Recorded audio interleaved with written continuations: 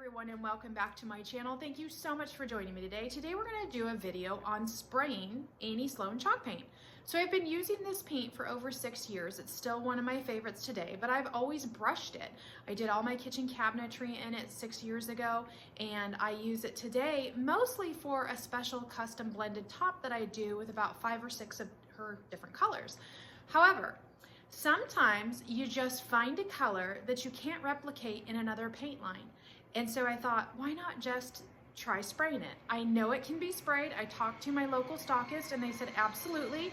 You just have to thin it because, as you know, her chalk paint has a tendency to be a little bit on the thick side. So we will thin it with water to make sure that all is going to be good through the sprayer. So I have a piece that I have a vision for. I am going to do my special custom blended top with several of her colors, but French linen is going to be my base. And I actually want to do the whole dresser in that color and then top it off with a special top. I'll show you guys in the very end so you can see the whole project finished, but there's just sometimes you cannot replicate another line's color. I have looked for a match to French linen in different lines and gotten close, but there's just something about this color that I absolutely love, and I've been wanting to do a whole piece in it for so long, and I don't want to brush it. So I am going to try spraying it today for the first time, and I'm gonna take you guys along with me. So let's just get started. All right, so let's go ahead and get started. All you need is a stir stick, your paint, some water, and I basically just mix right up into my spray can and go from there. That way there's no extra waste of mixing it and then pouring it and all that good stuff. So the question is, do I have to use distilled water if I am going to be putting that in my paint? That is a recommendation. Now that is recommended because some people's water has different levels of, I don't want to say chemicals because it's not, impurities, I don't know, different waters. Mine seems to be just fine. I've never had a reaction using just regular old water out of the tap, but if you're concerned, then you might want to use distilled water. Either or seems to work just fine. Again, kind of a preference, kind of need to know like what your water base is like. So anyway, let me tip the camera down and we'll go ahead and get started. Okay, so here's our can. Is that just not the prettiest color ever? Oh, just love it. So I'm gonna pour directly into my cup and then I will pour my water in and start to mix up. And I get asked this a lot. How much do I put in my paint cup? Well, the more you put in, the heavier it's gonna be. So if you wanna hold that really heavy paint cup, then go for it. What I normally do is fill up about this much. I fill up to about here with my paint, and then I go ahead and start mixing in. If I have to dilute, then I start mixing in my dilution of water. Now, the question becomes, how much water do I put in there? So here's the funny thing. They have viscosity cups. You can measure. But here's what I'm going to tell you. I've been doing this long enough. I don't do that anymore. Is that really helpful for you if you're a beginner? No, not so much. So I apologize about that. But basically, you want a consistency that isn't going to stick. It's going to run off of your stir stick. I'm just stirring as I'm talking. It's going to want to run off your stir stick and be of a thin consistency, not thick like it originally comes out of the can. So I kind of just eyeball it. Like I said, I've been doing this long enough to know that when something is too thick or too thin. So I'm going to show you because this is still too thick. That's still too thick to run through my sprayer. It's still got a lot that's sticking on this. So when you're spraying, you do have to have it thin enough to spray through, but you want to be careful that it's not too thin.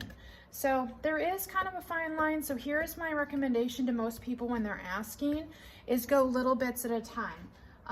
You know, I don't pour all my water in at one time. I go back and I just keep pouring and mixing until I see that the right consistency has been achieved. Now, that doesn't mean when I go to spray that it's gonna be right. Sometimes, you know, I think it's thin enough and I get it in my sprayer and it's not coming out very nice. So it's kind of one of those things you just need to eyeball. Now, it's getting way better. Now it's really starting to fall off of the stir stick. So basically you're just going to keep stirring until you get a consistency that you know looks good enough and thin enough to be put through your sprayer. So I'm trying to show you guys here on camera. That's pretty thinned out. I'm pretty happy with that. It's not sticking at all to the stir stick. It's coming right off. It's not too thin either. So just kind of eyeball it. Paint all ready to go. I want to go back for just a minute and talk about the diluting. I get asked this question a lot, and I want to apologize because I can eyeball it. I've been doing it long enough. I know what to look for, and not everybody does. So I'm going to go back and tell you how I remember doing it in the beginning. And someone once told me start at about 10% water to your paint. So however much paint you're filling up your can, if it doesn't work for you to fill it up in your spray can, do it in, well, this is what I used in the beginning so that I could actually measure. So I would recommend, if you're new to this and you're not exactly comfortable with what's too thin or not thin enough, then use cups where you can see the measurement of paint to water. I would start at about 10% water to your paint ratio and then go from there. What I have found with different paints are going to take different amounts. So that's why I can't always just answer that question super accurately and give you the exact answer, but I can tell you between 10 and 20% water ratio to your paint is going to give you what you need. The thicker the paint, obviously the more water you need, but it's really key not to over thin it because that can cause all kinds of other issues, orange peel, runs, things like that. So what I would recommend doing, and I've done this before many times where I haven't thinned it enough, you'll know right away. Once you go to spray, if it is not pushing out of the sprayer very nicely, you're not thin enough. So what I would do is start on the conservative side and go from there. So I apologize about being vague in that last segment. I do want to have you be successful if you're spraying any paint for that matter, but with her paint, it is on the thicker side. I would say I probably went on this one about 15% water ratio to the paint. So hopefully that's helpful. All right, let's go ahead and get this on and see. I'm super anxious to see how this sprays out. Okay, so we're gonna go ahead and get started. I hope you guys can hear me. I already put on my respirator. Do you have to wear one with the Annie Sloan Chalk Paint? I have no idea. Like I said, I've never sprayed it before, so this is the first, but I wear my respirator mask anytime I'm spraying any product. So just a good idea, better to be cautious. All right, so here we go.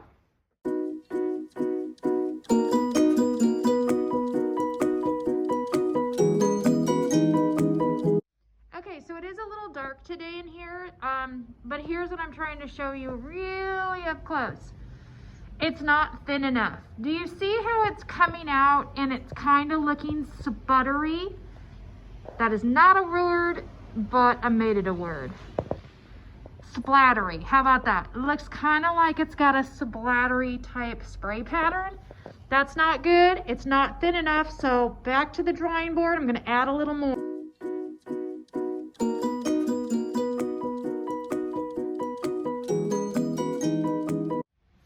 Okay, so I'm super bummed out because I hit the record button, or so I thought, so that you guys could see me do the whole piece. And apparently I looked up and it was not recording, and I had already done like the majority of the piece. So you only caught me doing the one side. I'm sorry for that.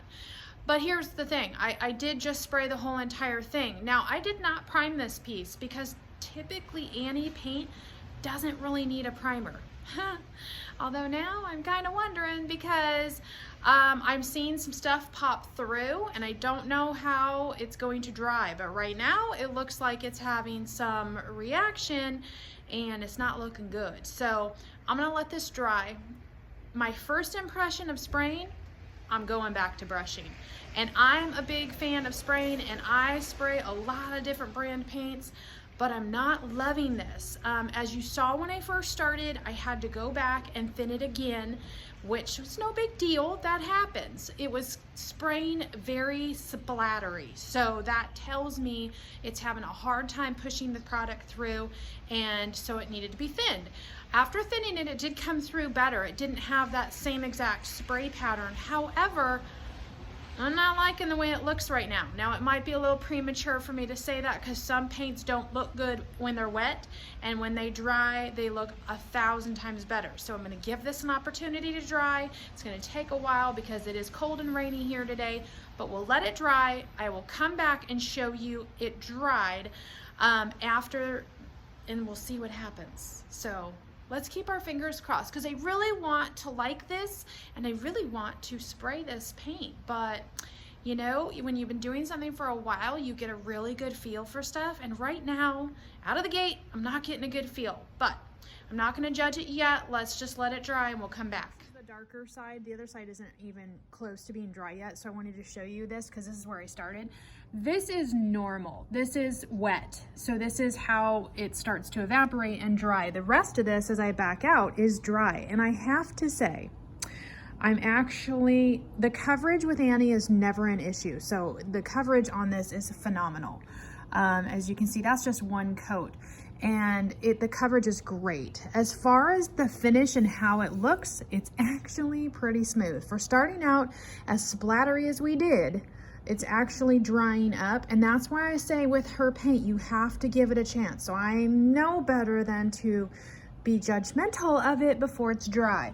See down here, this is not dry and it looks really funky, but that's the drying process. So as it starts to dry, it really comes together and looks beautiful. So I'm gonna continue to let this dry and I will show you guys. This is the top. You can totally see that's not dry, but you can see the areas where it's starting to dry. So it looks really splotchy right now, but when I come back and this is totally dry, you're gonna see the difference and how nice it actually looks. We sanded it and it should have been good to go, but you never know what can happen underneath. So these little spots right here are some sort of a reaction that the paint is having, maybe some sort of an oil that's coming through. Even though I sanded it and I cleaned it, that doesn't stop it sometimes. I did not prime this. So am I at a loss here? No. Once this dries, I will go ahead and sand it down lightly, and then I'll apply some primer just to this area here because that's kind of the only place I'm having this issue. Nowhere else am I seeing any issue. Now, the other thing I wanted to show you guys up close is I did not filter this paint, and one of the reasons why I didn't use a filter is because it's so thick it won't go through the filter. What you can do is mix your water, your paint, then filter it after that. But this is just from probably the can itself. Maybe the lid top had some dried paint on it, so these little things sputtered through. That's not a big deal either. I have to sand this in between coats anyway, so those will just sand right out. But you can alleviate that by filtering your paint.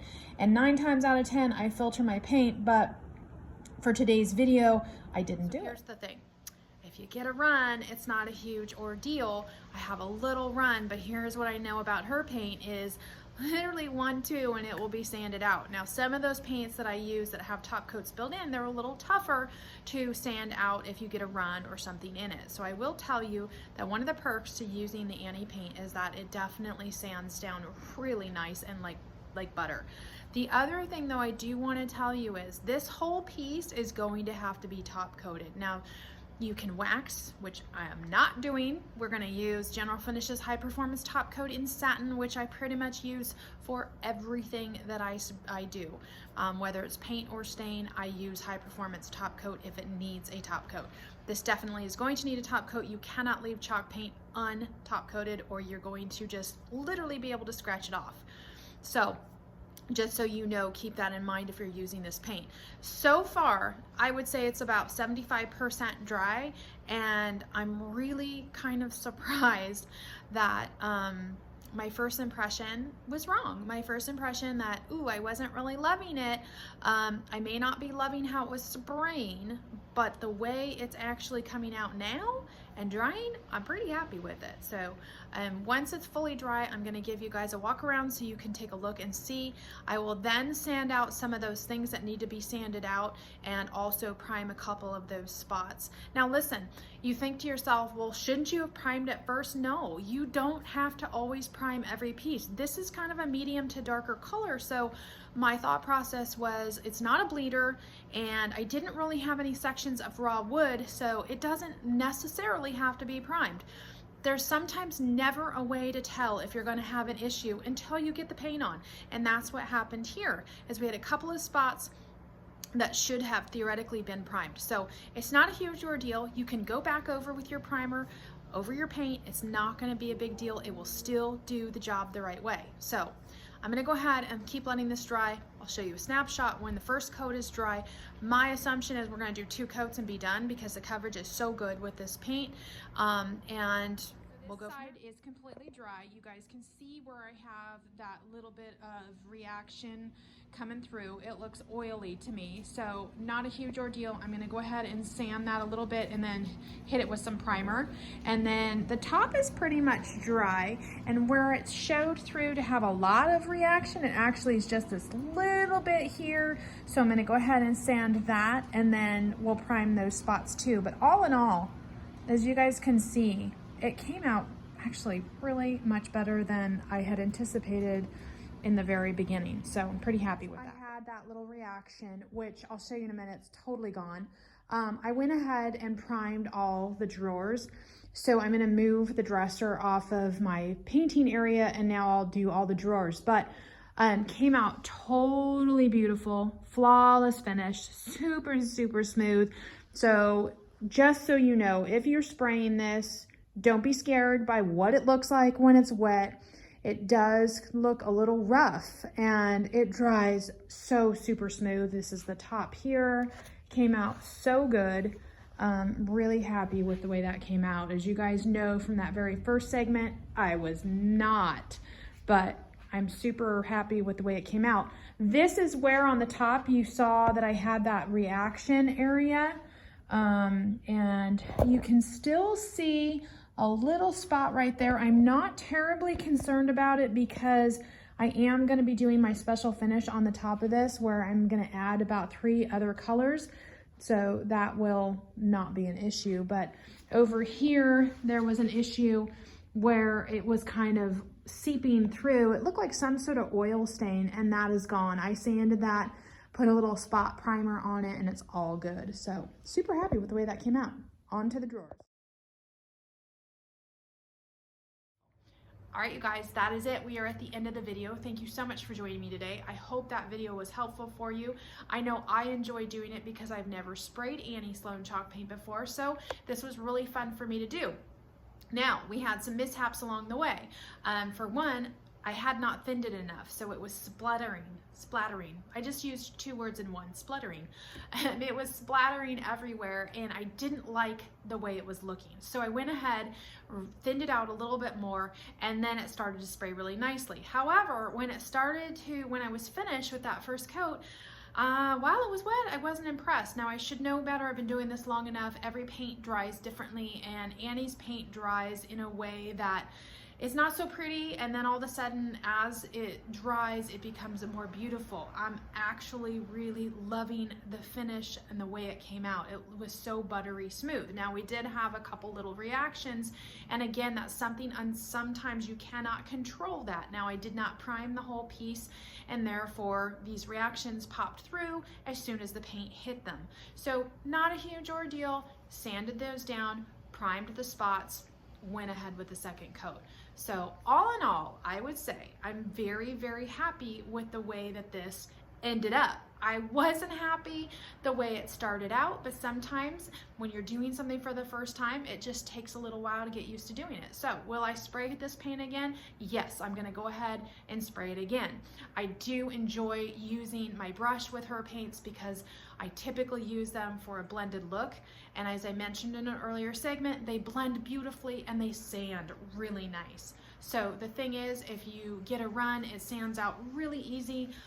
The paint distresses super easy. I recommend sanding them between coats so that you should get a buttery smooth finish, and you'll just have a beautiful outcome. I do have to go ahead and top coat this, which I will do. Now, if you're wondering how long I'm gonna wait to do that, I'm gonna wait until tomorrow to do that. Typically, even though the dry time is a few hours for the chalk paint, it dries pretty quickly, even in cooler temperatures. I always err on the side of caution and recoat or top coat the next day. So I won't top coat this until tomorrow, and then I will show you guys the final product at the end of the video. So thank you so much for joining me today. If you are not a subscriber, please subscribe so that you can continue to get all of my videos. Thank you for those of you that are subscribers. If you have any positive comments or any questions, I love engaging with you guys and will answer all your questions. Thank you so much, and I'll catch you on the next video. All right, so here's the finished product. I'll walk you all the way around it so you guys can see. Beautiful color came out. French linen is just such a beauty. I'm gonna go in really close so you guys can see the quality of how it looks. This has been top coated with General Finishes High Performance Top Coat. I use that on all of my painted and stained projects. And then this is the blended top here that I did, which has the French linen in it to pick up the color of the body. So all in all, I am super happy with the final product. The process is just a little more work than if I normally do like a paint and poly in one. So I painted, I sanded, I painted, I sanded, and then I went ahead and I put my top coat on. And I did 3 layers of the top coat.